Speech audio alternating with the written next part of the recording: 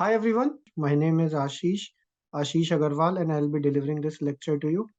So before commencing the session, just a quick round of update regarding my YouTube channel, which is youtube.com/ashishagarwal_gg. So if you haven't visited the channel, I would request you to do visit the channel and do like, share, and subscribe the channel.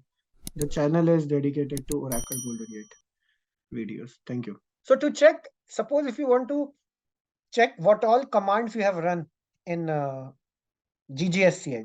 You can run history.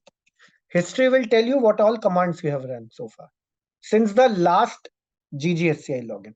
So since last GGSCI login, we have run these commands. Now suppose if you want to run the same command which you have ran last time, just put exclamation shift N1. When you do shift and exclamation, it will run the last command for you. Whatever the last command you run, it will run for you.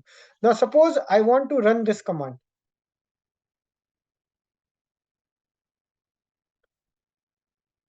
I want to run this command, for example.